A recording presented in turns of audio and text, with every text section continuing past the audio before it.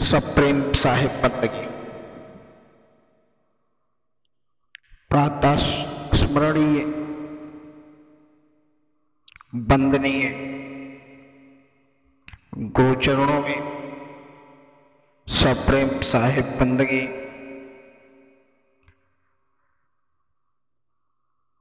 गुरु महंत रामदयाल दास साहब के चरणों में चरण बंदगी। गुरु माता महंत धीरज दास साहब के चरणों में शरण बंदगी। समस्त संतों महात्माओं के चरणों में चरण बंदगी। बंधुओं, गुरु कैसे करना चाहिए और गुरु किस प्रकार से होना चाहिए, क्योंकि सदगुरु कबीर साहब ने कबीर बीजक में साखी के माध्यम से समझाया है कि अगर गुरु अंधा होगा तो वह चेलों को कौन सा ज्ञान देगा। गुरु अंधा होने का मतलब आंखों से अंधा नहीं, वह इस संसार रूपी माया मोह में अंधकार में फंसा होगा। ऐसे सदगुरु कबीर साहब क्या कहते हैं कि जाका गुरु है आंधरा चेला काह कराए, अंधे अंधा पे लिया दो कूप पराए। लोगों के रिया थाया मत कोई बैठे धार, एक खेत चरत है बाग गधेरा गाय। 4 मास घन बरसिया अति अपूर जल नीर, पहिरे जड़ तन बखतरे चुभे न एक तीर। सदगुरु कबीर साहब कहते हैं, जिस शिष्य का गुरु जड़ चेतन और सार असार के विवेक से रहित होगा तो शिष्य क्या कर सकता है। ऐसे गुरु शिष्य दोनों विवेकहीन बने अंध परंपराओं में जकड़ कर एक दूसरे को ढकेलते रहेंगे, ठेलते रहेंगे और अज्ञान काल्पनिक रूपी कुएं में पड़ते रहेंगे। जिस गुरु को वह शिष्य कर रखा है उसको ही अज्ञानता है, वह इस संसार में आकर मूर्ति पूजन और अंधकार रूपी पूजा में लिप्त रहता है। जब उसे ही सत्य ज्ञान का बोध नहीं तो वह क्या शिष्य उससे करेगा, वह शिष्य को कौन सा ज्ञान देगा। सदगुरु कबीर साहब ने इसीलिए कहा, जाका गुरु है आंधरा चेला काह कराए, अंधे अंधा पे लिया दो कूप पराए। दोनों उसी कुएं में जाकर गिरे, क्योंकि वह अज्ञान रूपी ज्ञान को लेकर घूमते हैं। पाखंडवाद और ऐसे गुरु को करने से आपको मुक्ति नहीं मिलेगी।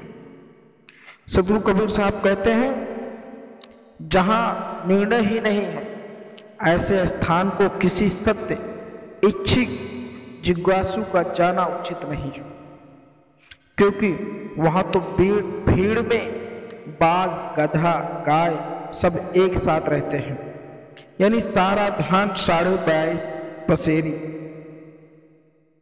का ही है। भले ही मेघ वर्षा के 4 महीने में वर्षा करते हो, लेकिन उस पर भूमि पर कुछ भी पैदा नहीं होगा। जिस तरह लोहे का रक्षा कवच पहने व्यक्ति अपने कितने ही बाण क्यों ना छोड़े जाए, किंतु उस पर कोई असर नहीं होगा। सदगुरु कबीर साहब कहते हैं, बताते हैं कि आप उस गुरु की पूजा कर रहे हैं और आपको कौन सी पूजा कराई जा रही है, किस विधि से कराई जा रही है और क्या ज्ञान दिया जा रहा है, ज्ञान का बोध कैसा होना चाहिए। जिसको आत्मज्ञान ना हो, जिस गुरु के अंदर तमोगुण बसा हो, वह ज्ञानी गुरु हो सकता है। जो गुरु तुम्हें अच्छी शिक्षा ना दे सके, तुम्हें यह ना बता सके, तुम्हें यह ज्ञान ना दे सके कि तुम अपने माँ बाप की सबसे पहले सेवा करो, उन्हीं में आपको भगवान मिलते हैं। आपको कोई जरूरत नहीं किसी भी पंथ में जाकर नाम डाल लो। सदगुरु कबीर साहब ने कहा है कि सहज स्वभाव में जो व्यक्ति अपने माँ बाप, अपने परिवार के साथ सादा जीवन जीता है, उच्च विचार के साथ, मांसाहारी जीवन नहीं जीता, सिर्फ वो एक पहर कभी हफ्ते में एक दिन भी सदगुरु कबीर साहब को याद कर लेता है तो वह भवसागर से पार चला जाता है। लेकिन उसका जीवन सुदृढ़ हो, वह सच्चे मार्ग पे चलता हो, वह सच्चा कर्म करता हो, ऐसे व्यक्तियों के लिए सदगुरु कबीर साहब का वह शिष्य बनता है। सदगुरु कबीर साहब ने यह नहीं कहा कि दिन रात उसकी भक्ति करो। सदगुरु कबीर साहब ने लोगों को चिताया कि पाखंडवाद की भक्ति ना करो। सदगुरु कबीर साहब ने इसीलिए कहा कि दुख में सुमिरन सब करे, सुख में करे ना कोई, और जो सुख में सुमिरन करे तो काहे होए। इस माया रूपी संसार में आकर लोग सुमिरन करते हैं जब कोई दुख आ जाता है, हे भगवान मेरे ऊपर से कष्ट उतार दो, ऐसा मैं मर जाऊंगा, अब मेरा जीवन जीने की इच्छा नहीं रहेगी। और जब उसके ऊपर से कष्ट उतर जाता है तो वह फिर भूल जाता है, तमाम विषयों में वह ग्रसित हो जाता है, फिर परमपिता की भक्ति को भूल जाता है। और जरा सोचिए, अगर पहले से ही तुम किसी चीज की तैयारी करके रखो, तुम्हें अंदेशा हो कि तुम्हारे साथ कोई गलत होने वाला है, तो गलत होने वाला भी चीज आपके साथ नहीं होगी। अगर आपकी तैयारी सही है तो आपका कोई नुकसान नहीं हो सकता। जिस प्रकार तुम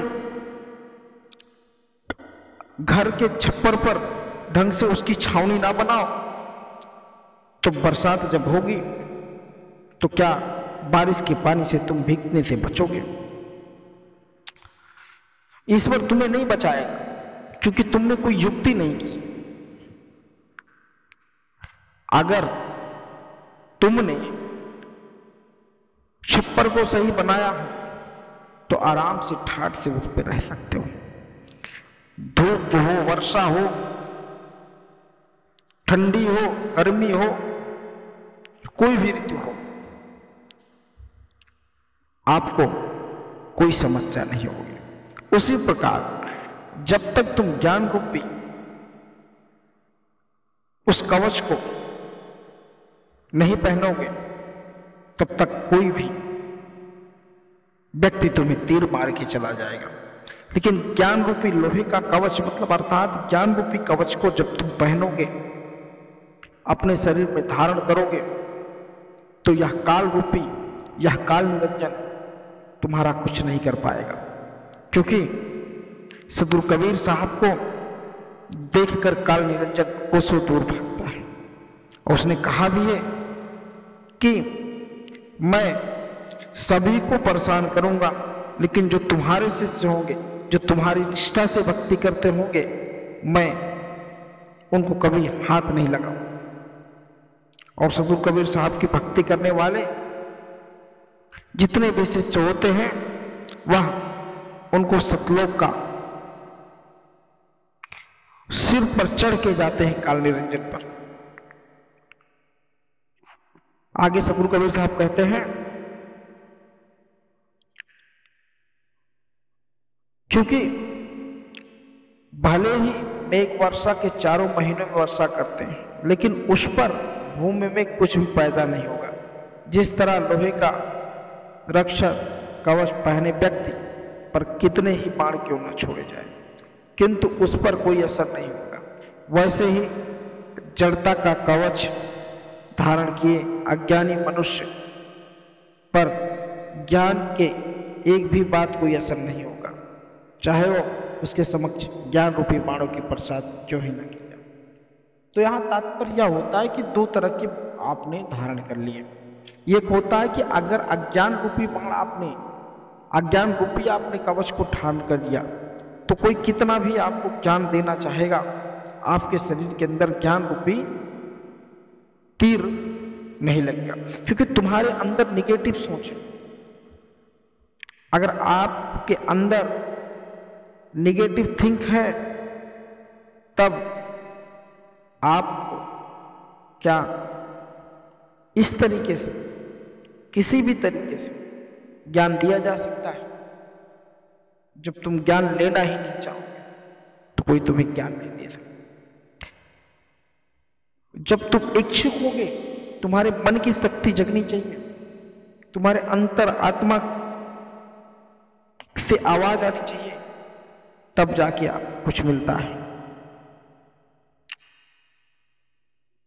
और वह गुरु करना चाहिए जिस गुरु के कारण तुम्हें सही सीख मिले। सदगुरु कबीर साहब के शब्दों को जानिए और समझिए और अपना जीवन धर्म के कार्य में और मानव के कार्य में